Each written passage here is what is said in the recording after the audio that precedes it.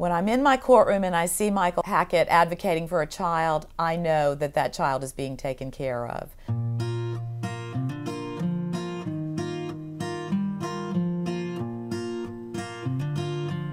Michael's wife wanted to become a CASA volunteer. I've been a pediatric nurse manager for years.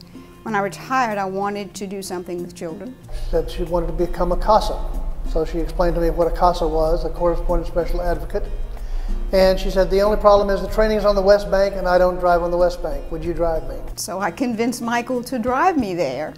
And he decided that if he was going to drive me there, he might as well go through the class. And from that began a relationship with he and this program for that 9 years ago has never stopped. Since I've been doing prison work and I would like to see children not go to prison, prevent it before they get there.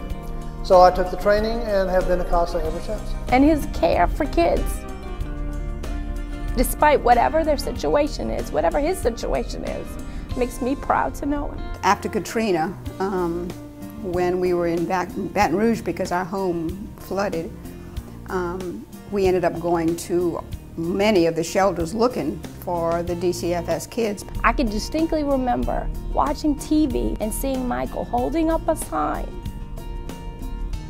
asking if there were foster kids in that shelter. We had kids in New York, we had kids in Atlanta, we had kids in Nebraska, we had kids on the West Coast. They were all over the United States. CASA represents children involved in the foster care system.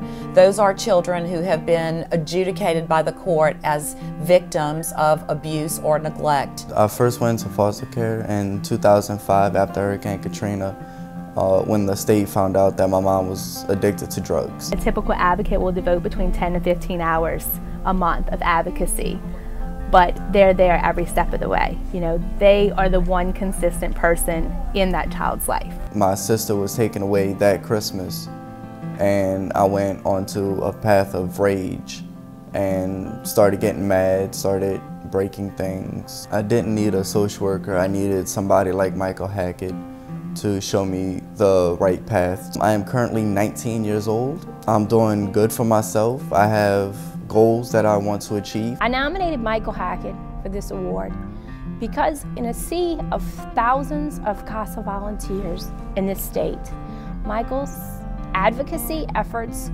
24 hours a day never end. Well, it's not me, it is representative of what I do and all the other people that I work with. He's not into the recognition part of the award.